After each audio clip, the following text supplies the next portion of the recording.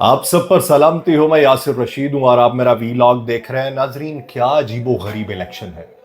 یہ پہلا الیکشن ہے کہ دیکھ رہا ہوں کہ ایک پارٹی کوئی پیسہ ہی نہیں لگا رہی، لیکن ووٹ وہ اس طریقے سے اٹ پٹو دے تھلوں ووٹ نکلتا ہے، اور دوسری طرف منہ کھول کے خزانوں کے جھونکے جا رہے ہیں، لیکن اس کا ثمر نہیں مل رہا. ایک حلقے کے اندر ایک اندازے کے مطابق مجموعی طور پہ جو تاثر ہے 5 کروڑ روپیہ لگتا ہے ایک ایم این اے کے الیکشن کو لڑنے کے لیے. کم از کم اس سے زیادہ جتنا مرضی آپ پھونک دیں. کوئی الیکشن کمیشن کا ضابطہ اخلاق نہیں ہوتا، کسی کے اوپر آج تک لاگو ہوتا نہیں دیکھا. ہاں، نوٹسز ہوتے ہیں، لیکن اس کے باوجود بھی کسی کی پکڑ نہیں ہوتی. لیکن ان کو ثمر نہیں مل رہا، اور دوسری طرف جو پیسہ نہیں لگا رہے وہ اپنے ووٹرز کے پاس نہیں جا رہے، اور ووٹر ایسا اطمینان سے بیٹھا ہوا ہے کہ وہ کہتا ہے کہ بھائی جان کوئی آئے نہ آئے، ہماری طرف سے جو مرضی ہو ووٹ اس کو دیں گے. میں کچھ حقائق آپ کے سامنے رکھنا چاہتا ہوں جو میں نے اپنی آنکھوں دیکھے ہیں، اپنے مشاہدات سے میں آپ تک وہ بات پہنچانا چاہتا ہوں کہ حقائق کیا ہیں، کیا دکھایا جاتا ہے اور اس کے پس پردہ حقائق کیا ہیں. مجھے یہاں پہ راحت اندوری صاحب یاد آتے ہیں جنہوں نے لکھا تھا کہ لگے گی آگ تو آئیں گے گھر کئی زد میں، یہاں پہ صرف ہمارا مکان تھوڑی ہے. میں جانتا ہوں کہ دشمن بھی کم نہیں، لیکن ہماری طرح ہتھیلی پہ جان تھوڑی ہے.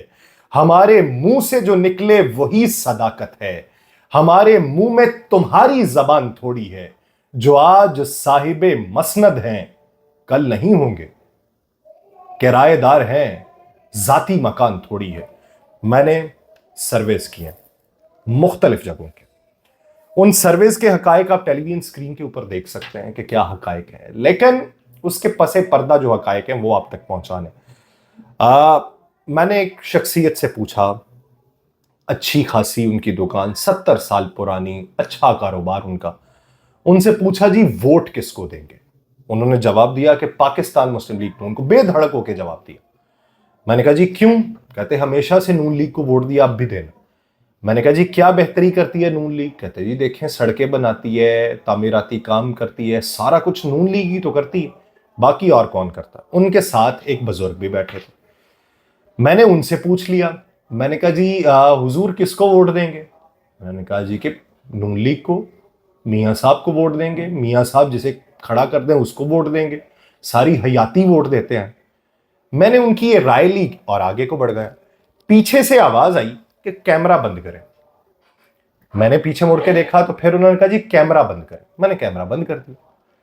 میں نے ان سے پوچھا جی، کہتے اب پوچھیں کس کو ووٹ دیں گے؟ میں نے کہا جی کس کو ووٹ دیں گے؟ کہتے شیر کو. میں نے کہا کیمرہ کیوں بند کروایا آپ نے؟ یہ جواب تو آپ پہلے دے چکے ہیں. کہتے جی شیر وہ جو جیل میں بیٹھا ہوا. تو میں نے کہا کیمرے کے سامنے کہیں. کہتے ہمارا دماغ پاگل ہے، وہ سامنے والی دکان 3 دن پہلے اس نے فلیکس لگائی تھی، اس دن سے وہ فلیکس بھی دکھائی نہیں دے رہی، وہ دکان والا بھی دکھائی نہیں دے رہا، 3 دن سے دکان بند پڑی ہے اس کی. ہمارا دماغ پاگل ہے، 8 فروری سے پہلے دکان بند کرا کے بیٹھ جائیں، ہم نہیں کرائیں گے. یہ عوامی طور پہ تاثر ہے اس وقت. مجھے نہیں معلوم، میں نہیں کہتا کہ بھائی جان کلین سویپ کر جائے گی، لیکن یہ عوامی تاثر آپ تک پہنچا رہا ہوں. ہاں، چند لوگوں کی آپ اسے رائے گردان سکتے ہیں کہ بھائی جان چند ڈھونگی ہوتے ہیں جو ڈھونگ کرتے ہیں، لیکن کلی طور پہ مناظر یہ دیکھنے کو مل رہے ہیں کہ پاکستان مسلم لیگ نون کا رہنما وہ جائے اور جا کے کہے السلام علیکم، تو آگے سے جواب کیا ملے؟ میں سلام نہیں لوں گا. اور ویڈیو بن رہی ہے. کون بنا رہا ہے؟ اسی کی اپنی ٹیم کا بندہ بنا رہا ہے ویڈیو. کہتا ہے میں سلام نہیں لوں گا. کہتا جی سلام تو لینا ہے، سلام تو لینا، بات ہماری سننی ہے نہیں سننی ہے ایک الگ بات. کہتا جی آپ سے سلام نہیں لیں گے. کہتا ہے آپ حلقے میں دکھائی نہیں دیتے، کام آپ کرواتے نہیں ہیں، اور آ جاتے ہیں آپ کو ووٹ ہی نہیں دینا. جس کا ووٹ ہے اسی کو ہی دیا جائے گا، وہ بے شک یہاں پہ نہ آئے. اور اتنی بات سن کے وہ آگے بڑھ جاتے ہیں. میں اس بات کا قطعی طور پہ حمایتی نہیں ہوں کہ کوئی آپ کی طرف ہاتھ بڑھائے اور آپ اس سے مصافحہ تک نہ کریں. مصافحہ کریں، نظریات آپ کے مخالف ہیں اس کو جواب دیں، اس سے سوال پوچھیں، لیکن یہ سوچیں ووٹ مانگنے والے کہ اگر لوگ اس نہج تک پہنچے ہیں تو کن وجوہات کی بنیاد پہ پہنچے ہیں؟ اتنا انتشار خلفشار ان کے ذہنوں کے اندر کیوں ہے؟ آپ لوگوں کی وجہ سے. یہ حقائق ہیں جو آپ تک پہنچا رہا ہوں. اس کے علاوہ جس مرضی سے سوال کر لیں وہ یہ کہتا ہے تم چلاؤ گے نہیں اسے. ہم ان سے پوچھتے ہیں کہ کیوں نہیں چلائیں گے بھائی، آپ کی رائے لینے آئے. وہ کہتے ہیں نہیں چلاؤ گے، ہمیں پتہ ہے तुम हमें ना बताओ, हमें पता है कि इस वक्त मुल्क के अंदर क्या चल रहा है। और अभी आप मुख्तलिफ वीडियोस भी देख रहे हैं, मैं नाम नहीं लेना चाहूंगा, जिसने कहा है उसे बखूबी मालूम है। हाँ, पार्टी का नाम जरूर लेता हूं, पाकिस्तान मुस्लिम लीग नून के मशहूर रहनुमा हैं, मरकजी रहनुमाओं में शुमार होते हैं। उनके हलके के अंदर की वीडियो है जिसमें कहा जाता है कि मैं चेहरे से मासूम दिखाई देता हूं कि हंस के बात टाल देता हूं, मैं तुम्हारी मंजी भी नहीं बचने दूंगा। अब लोगों को मालूम है कि आजाद उम्मीदवारों को चारपाई का निशान भी मिला हुआ है, उनके मुखालिफ में चारपाई वाला है। वो कहते हैं 24 घंटे का टाइम देता हूं, हमारी पार्टी के अंदर शामिल हो जाओ। बसूरत दीगर मेरे सब्र का पैमाना लबरेज हो जाएगा, मैं अपने कारकुनों को रोक रहा हूं, कारकुन जो है वो रुके हुए हैं। तो अगर 24 घंटे के इस अल्टीमेटम में तुमने अमल ना किया तो फिर तुम्हारी मंजी नहीं रहेगी, ये धमकाया जा रहा है। अब मोहनी रोड पे पाकिस्तान मुस्लिम लीग नून के ताहयात कायद मियां नवाज शरीफ साहब का जिस तरीके से इस्तेकबाल हुआ है, बंदे ना बंदे की जात वहां पे दिखाई दी है। अपने ही लोग जो हैं वो वहां पे जाके भांडा फोड़ रहे हैं और दूसरे लोग शरारतन उनके काफिले के अंदर मौजूद हैं और उनके काफिले को सबूताज करने की कोशिश कर रहे हैं। तो उसके बाद उन्होंने सारा मलबा जो है मियां नवाज शरीफ साहब ने बिलाल यासीन के कंधे पर रख दिया कि मैंने बिलाल यासीन के कहने के ऊपर इनकी इजाजत के बाद इस हल्के से इलेक्शन लड़ने का फैसला किया था। हालांकि हल्का तो आपका भाई था, उनकी इजाजत क्यों आपको दरकार थी? आपकी इजाजत दरकार होती है मुख्तलिफ रहनुमाओं को टिकट के हुसूल के लिए। अब उस दिन से लेके जिस दिन रैली हुई है, ना तो वहां पे पैनाफ्लेक्सेस कोई दिखाई दे रहे हैं, पहले भी नहीं दिखाई देते थे, लेकिन वहां पे जिस तरीके से बेदरेग तौर के ऊपर ऑपरेशंस किए जा रहे हैं, लोगों को उठाया जा रहा है, क्या इससे इलेक्शन जीत लेंगे? क्या आपके पास इतनी कैपेसिटी है कि सारे के सारे लोगों को जेलों के अंदर बंद कर दें? है कैपेसिटी तो ठीक है, जोर आजमा लें। बसूरत दीगर ये रिटेलिएशन आप खुद मजीद बढ़ाते चले जा रहे हैं।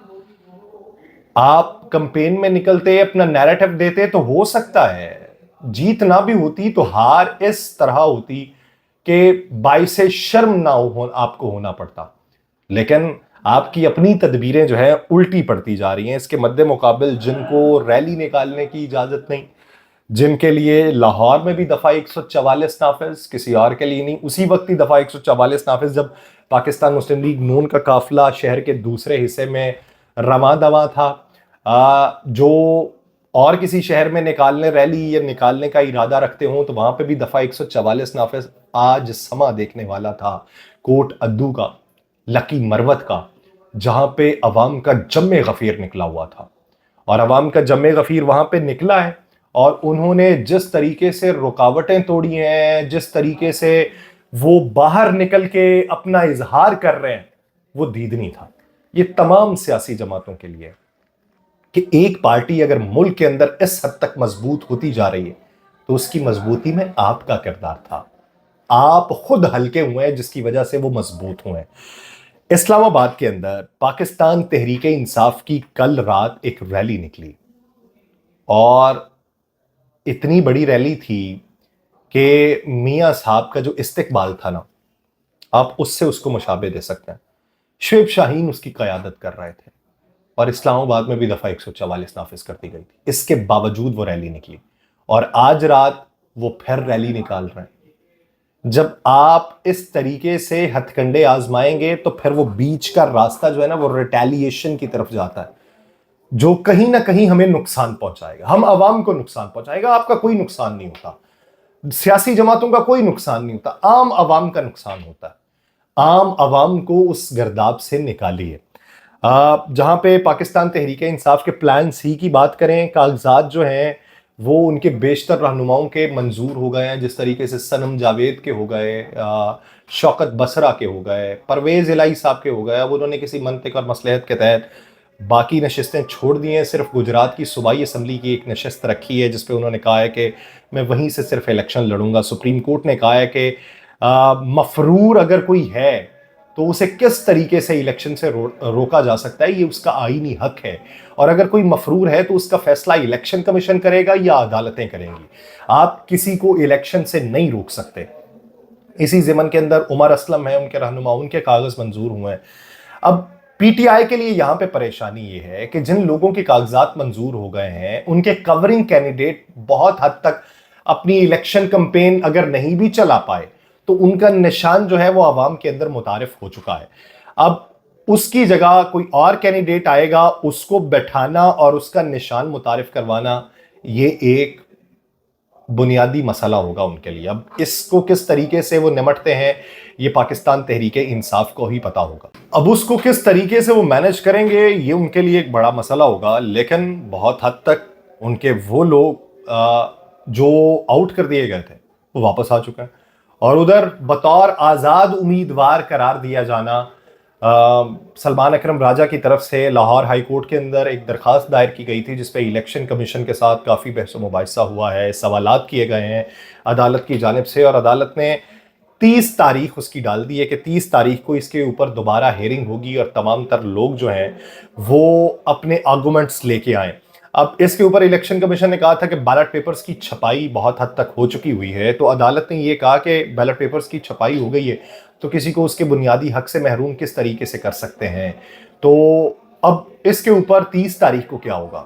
لیکن بات یہ کہ جتنا سستا الیکشن یہ پاکستان تحریک انصاف کو پڑا ہے, مہنگا تو انہیں پڑا ہی تھا لیکن پیسوں کے حساب سے جتنا سستا پڑا ہے یہ اتنا ہی مہنگا بہت سی اور جماعتوں کو پڑے گا. لیکن وہ ابھی بھی ہوش کے ناخن لینے کا نہیں سوچ رہے, جانے کب لیں گی. مجھے دیجیے اجازت, اللہ نگہبان.